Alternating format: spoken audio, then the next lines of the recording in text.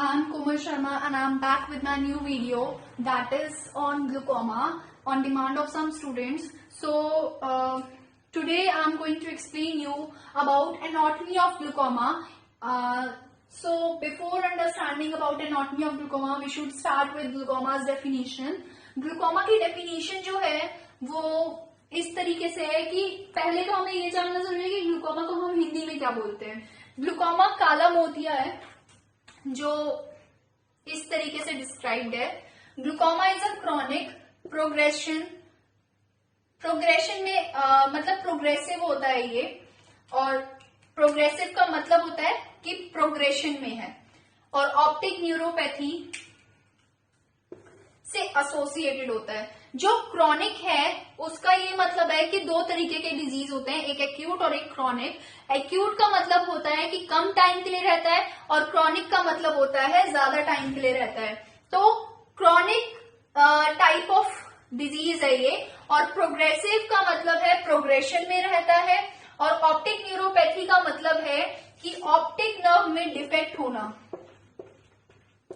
Optic nerve में defect या फिर डिफेक्ट का एक नाम होता है, टर्म होता है साइंटिफिकली, जो एट्रोफी होना. ये तीनों चीजें अगर ऑक्यूलर डिजीज के साथ एसोसिएटेड हैं. ऑक्यूलर डिजीजेस क्या होती हैं? ऑक्यूलर डिजीजेस हाइपरटेंशन हो सकता है, डायबिटीज हो सकता है, हाइपोटेंशन हो सकता है, थायराइड हो सकता है. तो ये जो किसी भी एक या फिर काफी ऑक्यूलर डिजीजेस के साथ एसोसिएटेड है, अगर ये तीनों चीजें जो कि कॉज कर रही हैं विजुअल फील्ड डिफेक्ट या फिर ऑप्टिक नर्व डैमेज. यानी कि विजुअल फील्ड क्या होती है? जो हमारी फील्ड ऑफ विजन है, हम जितना दूर तक देख पा रहे हैं उसको हम विजुअल फील्ड बोलते हैं. तो विजुअल फील्ड डिफेक्ट या फिर ऑप्टिक नर्व में कोई डैमेज हो जाना, उस चीज को वो चीज आईओपी बढ़ा देती है. तो इस टोटल चीज को हम क्या बोलते हैं? ग्लूकोमा. एक बार इसको हम वैसे डेफिनेशन के तौर पे देख लेते हैं. Glaucoma is a chronic progressive optic neuropathy associated with ocular disease causing visual field defect and optic nerve damage result in increase of IOP together define glaucoma. Okay, so अब हम आते हैं IOP पे. IOP अगर बढ़ रहा है तो वो बढ़ तो नॉर्मल केसेस में सकता है, लो टेंशन में भी बढ़ सकता है, या फिर लो टेंशन में तो खैर लो होता है, लेकिन लो टेंशन में ये भी होता है कि अगर आपका आईओपी कम भी है तो भी वो उस पेशेंट के लिए ज्यादा है. सो पहले तो हम आईओपी देख लेते हैं. आईओपी अगर बढ़ रहा है, जो इसमें बोला था कि ग्लूकोमा कॉज कर देता है, तो उसके कुछ रेंजेस होंगे. तो अगर 10 to 20 mmHg है तो वो नॉर्मल है, नॉर्मल पेशेंट है. अगर 20 to 25 mmHg है तो वो सस्पेक्ट है, मतलब अब हम उसे फॉलो अप में रखेंगे. अब हम उसे आगे फर्दर देखेंगे कि आगे आईओपी बढ़ रहा है या कम हो रहा है. और अगर 25 mmHg से ज्यादा है तो ग्लूकोमेटस सस्पेक्ट है, वो मतलब ग्लूकोमेटस पेशेंट है. सस्पेक्ट का तो रेंज ये है 20 to 25, और अगर ग्लूकोमेटस पेशेंट है तो 25 mmHg से ज्यादा होगा, और अगर 10 mmHg से कम है तो उस चीज को हम टर्म देते हैं हाइपोटोनी का. ठीक है, हाइपोटोनी का मतलब क्या है? हाइपोटोनी का मतलब है लो टेंशन, यानी कि 10 mmHg से कम. और जैसे कि हमारी बॉडी का हम प्रेशर देखते हैं बीपी के थ्रू, वैसे ही हम आई का प्रेशर देखते हैं आईओपी के थ्रू. आईओपी की फुल फॉर्म थी इंट्राऑक्यूलर प्रेशर, यानी कि आई का प्रेशर. आई के प्रेशर की रेंजेस मैंने बता दी हैं. इसके बाद में हम आते हैं अपने मेन टॉपिक पे, that is anatomy of glaucoma. anatomy of glaucoma क्या होता है?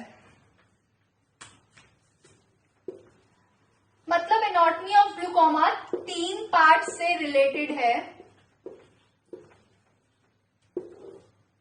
फर्स्ट पार्ट जो है वो है पार्स प्लिकाटा।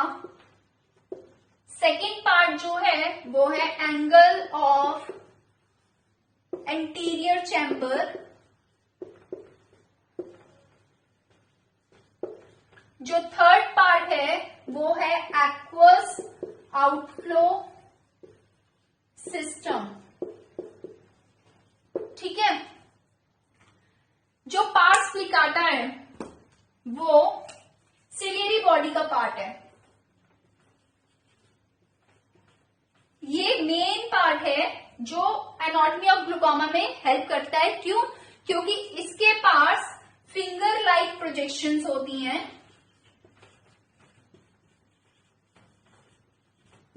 जो एक्वस आउटफ्लो में हेल्प करती हैं। ठीक है, एट द एंड सारी चीजें यहां आके रुक जाएंगी। तो फिंगर लाइक प्रोजेक्शंस होती हैं जो एक्वस आउटफ्लो में हेल्प करती हैं, जिसको हम क्या बोलते हैं? Ciliary processes. ये पार्स प्लिकाटा का पार्ट है, लेकिन इससे भी पहले सिलियरी बॉडी के कुछ पार्ट्स हैं। वो क्या क्या है वो देखते हैं। सिलियरी बॉडी होता क्या है? सिलियरी बॉडी एक आइसोसेलस स्ट्रक्चर है। आइसोसेलस क्यों बोला गया है? क्योंकि जो सिलियरी बॉडी है वो सस्पेंसरी लिगामेंट और जोन्यूल ऑफ जिन के साथ लेंस के साथ अटैच्ड होता है। यानी कि यहाँ पे सस्पेंसरी लिगामेंट और जोन्यूल ऑफ जिन्स होंगे जो लेंस के साथ अटैच्ड होते हैं सिलियरी बॉडी में। ठीक है, सिलियरी प्रोसेसेस के थ्रू। ये सिलियरी प्रोसेसेस हैं यहाँ पे। और सिलियरी बॉडी को आइसोसेलस स्ट्रक्चर इसलिए बोला है क्योंकि ये जो दोनों पार्ट हैं ये दोनों इक्वली दो साइड में है, और आइसोसेलस का मतलब ये होता है 2 साइड्स आर इक्वल। तो ये इक्वल साइड्स हैं, इसीलिए इसको आइसोसेलस स्ट्रक्चर बोला गया है। ठीक है, अगर ये आइसोसेलस स्ट्रक्चर है तो इसकी ये जो दोनों साइड्स हैं ये आइरिस के मिडल में प्रेजेंट होती हैं। ठीक है, तो इसकी लोकेशन पता चल गई है। उसके बाद में अब हम इसके पार्ट्स के बारे में बात करते हैं, जो हमने अभी ciliary processes as a parts plicata के पार्ट्स में पढ़ा था। सिलियरी बॉडी के पार्ट्स जो हैं वो 4 हैं। पहला जो है वो है सिलियरी मसल। सिलियरी मसल जो है वो क्या काम करती है? पहले तो ये नॉन स्टाइरेटेड होती हैं।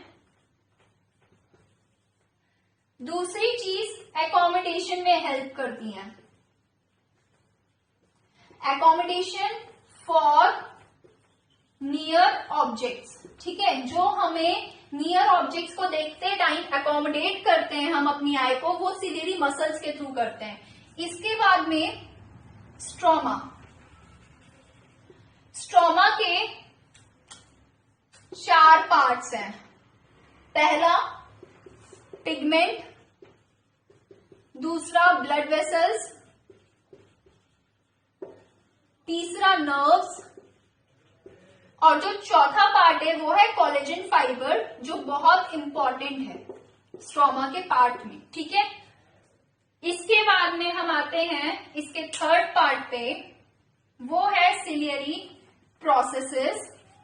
अभी मैंने बताया सिलियरी प्रोसेसेस जो होती हैं वो फिंगर लाइक प्रोजेक्शंस होती हैं, और ये 70 नंबर में प्रेजेंट होती है, 70 इन नंबर। ठीक है, इसके बाद फोर्थ पार्ट है एपिथीलियम।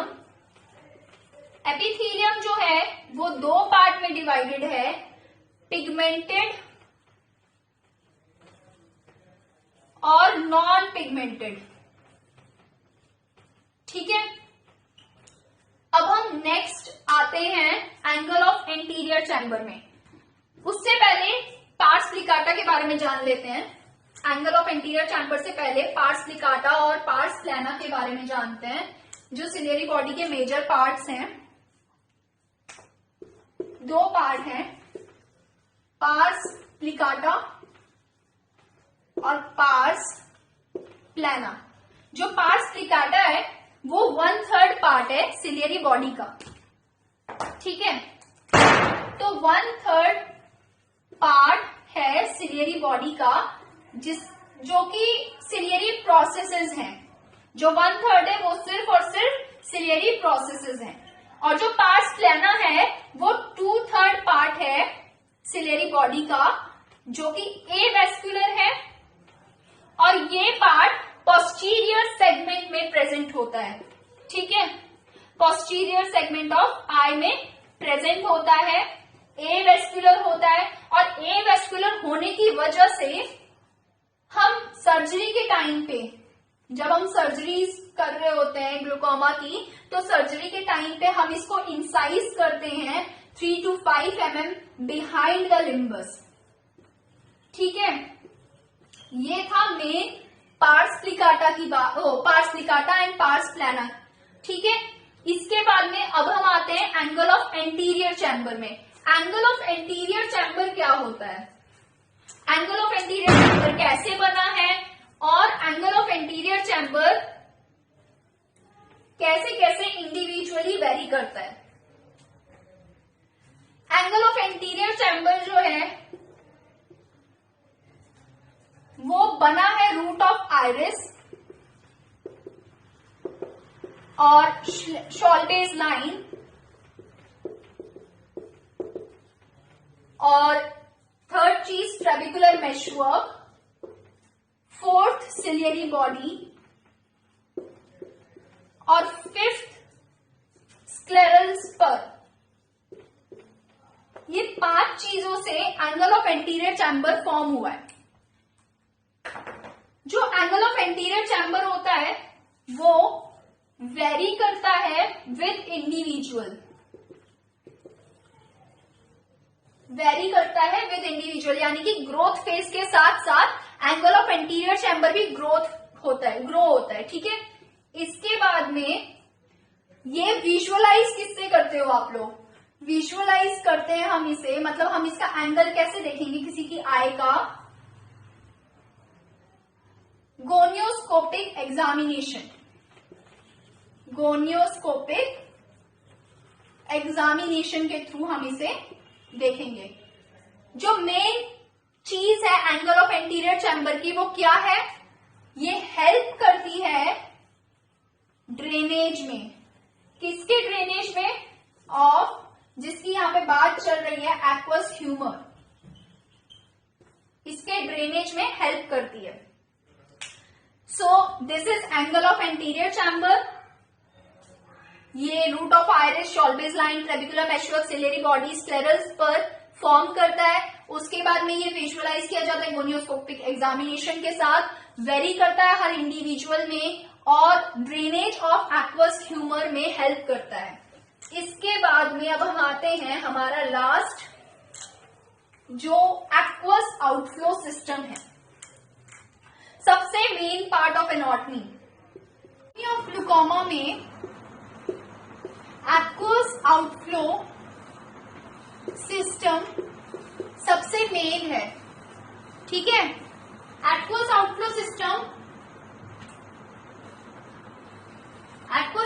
सिस्टम में जो दो चीज, जो एक फ्लो चार्ट के थ्रू एक्वस ह्यूमर फ्लो करता है, वो फ्लो चार्ट कुछ ऐसे है।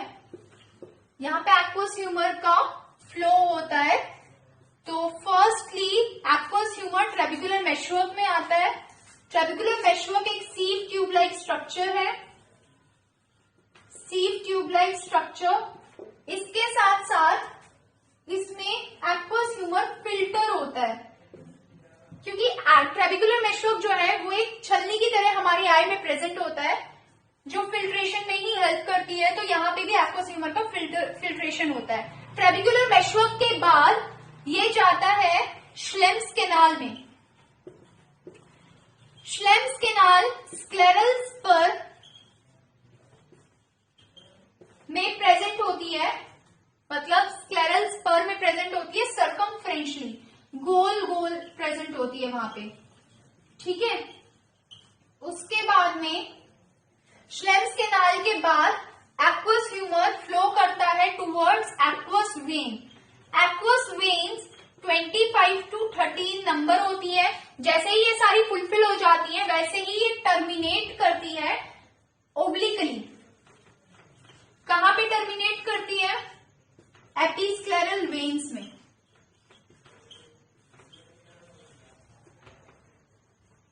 एपिस्क्लेरल वेन्स में टर्मिनेट करती हैं।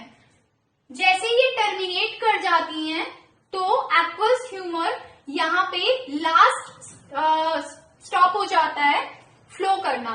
ये था टोटल एक्वस आउटफ्लो सिस्टम हमारा एनाटॉमी ऑफ ग्लूकोमा में, जो सबसे मेन पार्ट था। Thank you so much for listening it and listening it carefully, and thank you for liking my videos, previous videos. Thank you so much.